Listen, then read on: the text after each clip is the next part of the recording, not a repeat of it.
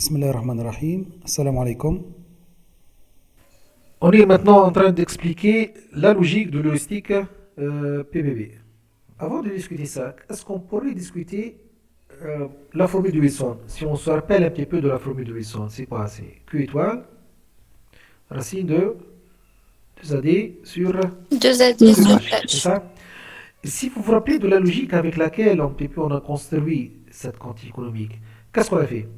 On a calculé le coût total de lancement plus des tensions.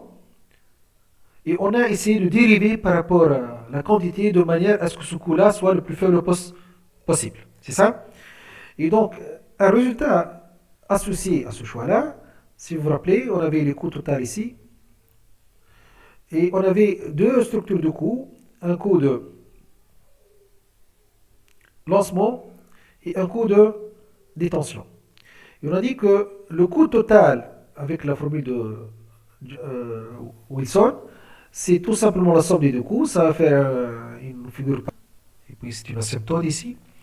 Et on a dit que dans ce cas, la solution optimale, le Q étoile, il est obtenu lorsque les coûts de détention sont égaux aux coûts de lancement. Proprement parlé. Donc quels sont les coûts de lancement? C'est le grand A. Quels sont les coûts de détention? C'est H fois la somme des S2T. Ça, c'est le coût de lancement. Ça, c'est le coût de détention. Et donc, ce qu'on a dit avec la formule de Wilson, c'est que l'optimum de Wilson, il est obtenu lorsqu'on a l'égalité entre coût de lancement et coût de détention.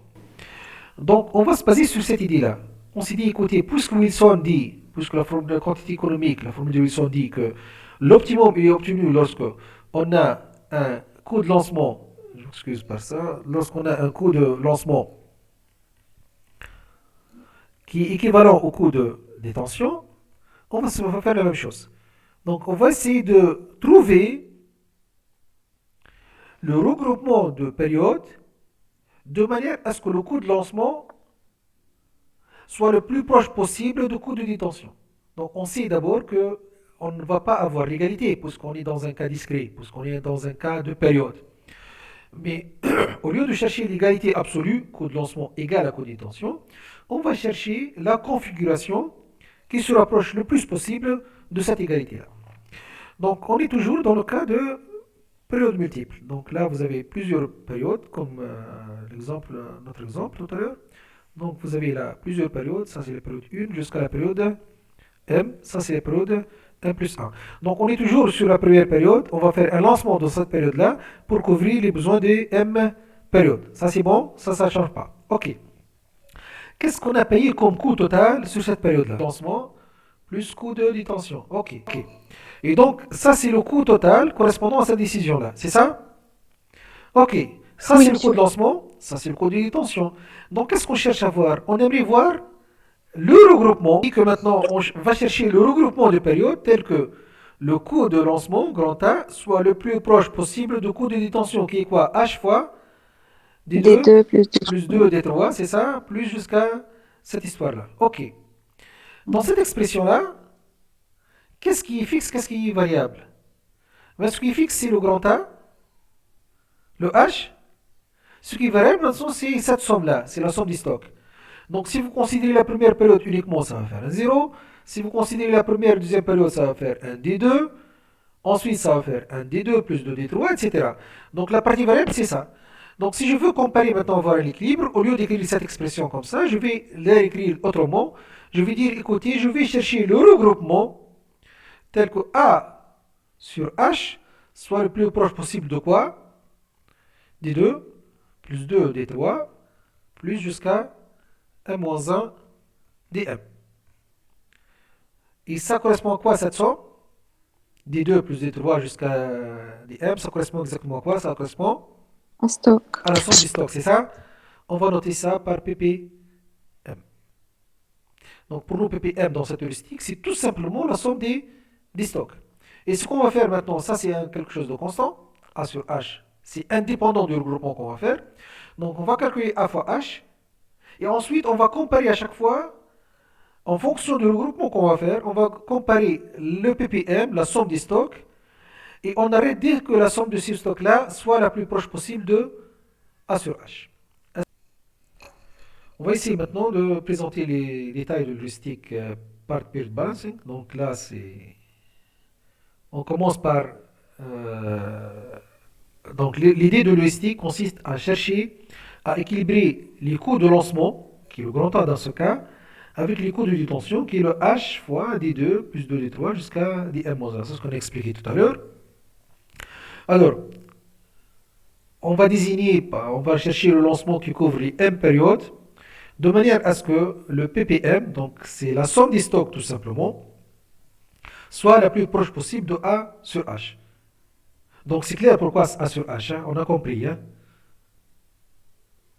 Parce que je veux avoir A égale à H fois la somme des stocks, ben, ça veut dire que la somme des stocks doit être proche de A sur H. Est-ce que c'est clair pour ça? Oui, Oui, monsieur. ok. Oui. Donc on va chercher le regroupement de périodes. On va commencer par la période uniquement, 1, batterie 1, 2, batterie 1, 2, 3, etc. On va chercher le regroupement de périodes tel que le ppm, qui est la somme des stocks, tel que la somme des stocks, soit le plus proche possible de A sur H sans la dépasser. Donc on va commencer avec m égale à 1, ensuite on incrémente m égale à 2, 3, etc. Donc c'est la même logique de regroupement. Et on va arrêter lorsque le ppm, qui est la somme des stocks, soit la plus proche possible du ratio A sur H sans la dépasser. Donc on sait qu'on ne va pas avoir exactement l'égalité, et donc ça soit inférieur soit supérieur, mais dès que ça dépasse, on arrête. Donc dès que le ppm dépasse A sur H, on arrête, on se dit, écoutez, on va choisir le niveau précédent. Donc on retient alors un lancement pour la période M. Ok. On va essayer maintenant d'appliquer l'heuristique PPB sur l'exemple de tout à l'heure. Alors, maintenant on est dans la première période, on est obligé de lancer à la première période, on a un stock nul. Alors, on calcule le ratio A sur H, c'est quelque chose de constant. Hein. Donc le A c'est 60, le H c'est 0,25, donc ça fait 240. Alors, le ratio A sur H n'a pas d'unité. Hein. Donc c'est juste une dimension, c'est un nombre d'unités de stock. Donc c'est juste une valeur numérique 240.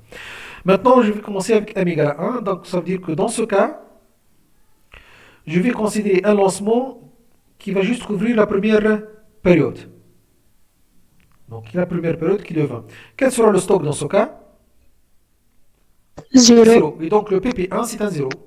Et donc si vous remarquez dans la formule de ppm, on avait d2 plus 2d3, etc. Donc le premier terme qui apparaît dans le pp, c'est d2.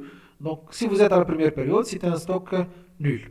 On va continuer maintenant, parce que 0 est inférieur à 240. Avec m égale à 2 maintenant, ça veut dire que vous allez regrouper la première et la deuxième période ensemble. Et donc ce que vous allez avoir comme stock durant la première période, c'est 150. Et vous allez avoir un 0 comme stock dans la deuxième période. Donc le pp2, c'est tout simplement la demande des deux. Et ça fait 150. Donc 150 est plus proche de 240.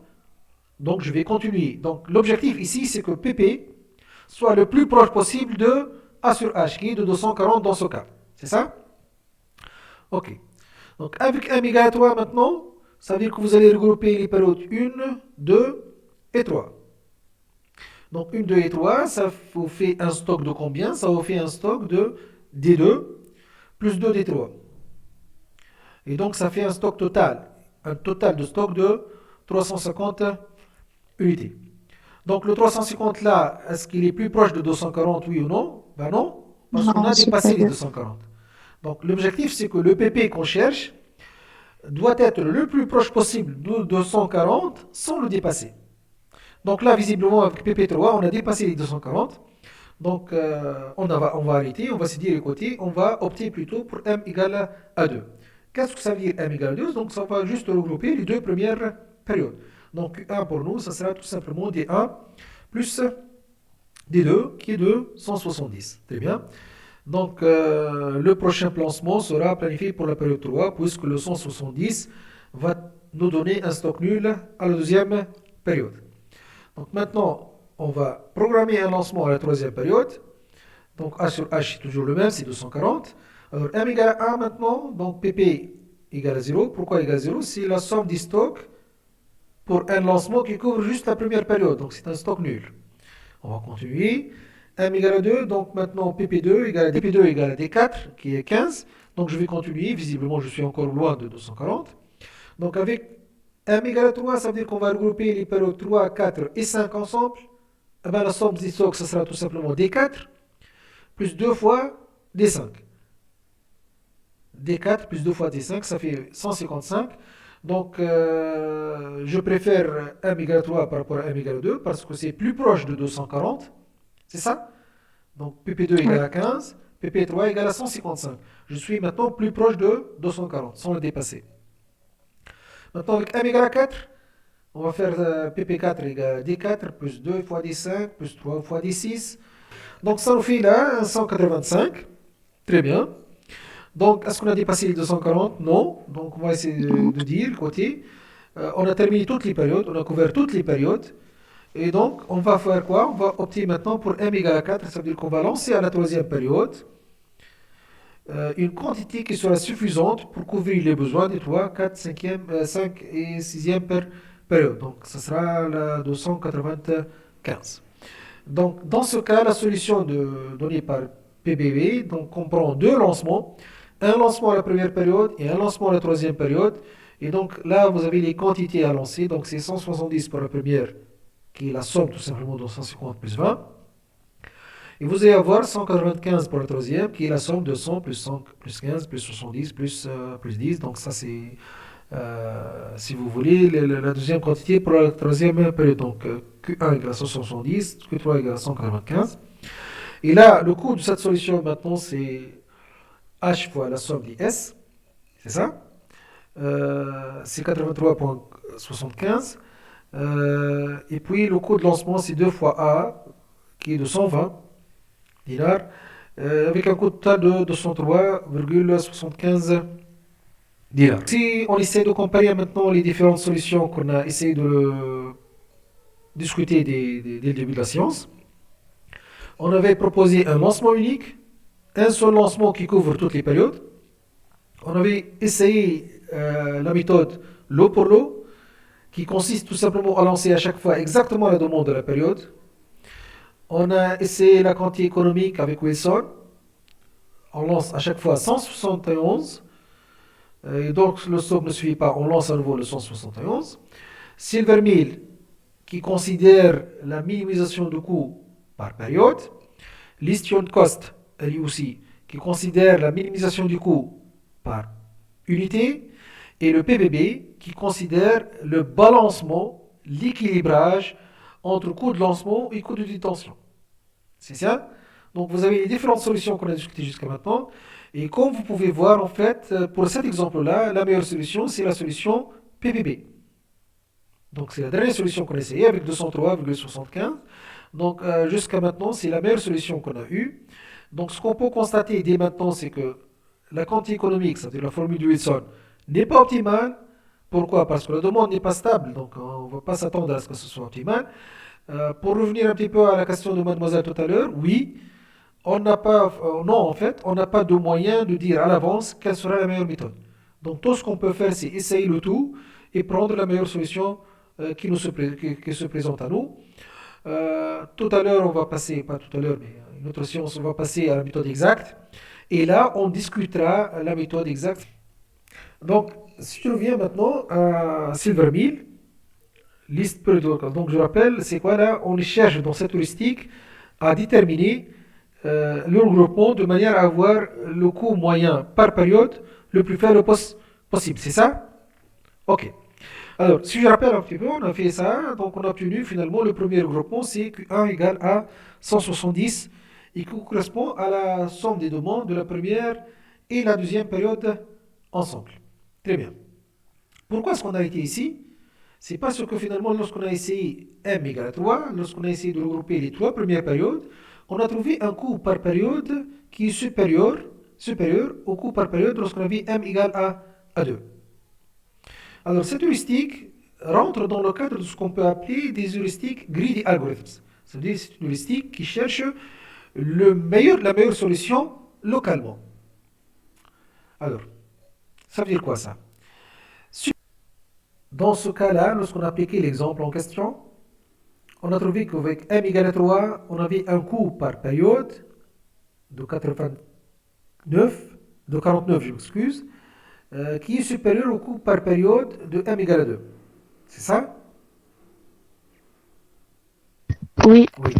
Donc on s'est dit, écoutez, on va arrêter et on va reprogrammer maintenant un lancement à la troisième période pour voir la suite. C'est ça? Donc pour cet exemple-là, supposons que dans la période 4, 5 et 6, la demande n'était pas de 15, 70, 10, mais c'était 1, 1, 1. Donc dans le tableau de la demande, de la quatrième, cinquième, sixième période, au lieu d'avoir 15, 70 et 10, on a plutôt une unité pour chaque période. Une seule unité pour chaque période. C'est ça? Selon vous, il vaut mieux reprendre un lancement à la troisième période ou plutôt intégrer toutes les périodes avec la première. Si vous avez une demande très faible pour 4, 5 et 6, très faible, Ouais. il vaut mieux regrouper leurs demandes avec la première parce que le coût de stockage ne veut pas coûter trop cher. C'est ça? Parce que vous allez juste avoir une unité pour la sixième période qui sera stockée pour combien? 5, 6 périodes, ça ne coûte pas trop cher. Et donc, dans cette logique-là, la demande de la quatrième, cinquième, sixième période était très faible, je dis, je n'accepte pas m égale à 3. Je continue plutôt. Même si m égale à 3 à 49 est plus cher que 48, je sais qu'avec m égale à 4, ça sera nettement moins cher que 48. Vous avez compris? Ouais. Avec m égale à 5, ça sera encore nettement moins cher que 48. Parce qu'on va diviser par 4, par 5, par 6. Et le coût total ne va pas trop augmenter. Heuristique qui est un petit peu myope, qui voit les choses juste localement. On a juste comparé le regroupement de deux premières périodes avec le regroupement des trois premières périodes. Elle n'est pas intelligente dans le sens qu'elle n'a pas cherché à voir plus loin.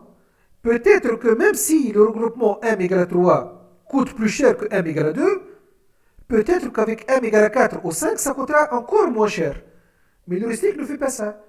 Elle s'arrête juste à au premier optimum local. Elle s'arrête juste à l'optimisation locale la plus immédiate. Ces trois heuristiques qu'on a présentées, Silvermeal, l'Istion Cost et le Part Period Balancing, les trois arrêtent dès que le KCM ou le KRIOC, donc dès que le coût moyen par période ou par unité dépasse un certain seuil, alors qu'on aurait pu gagner si on continue. Mais l'heuristique ne cherche pas à continuer, elle s'arrête juste sur le premier optimum local qu'elle trouve.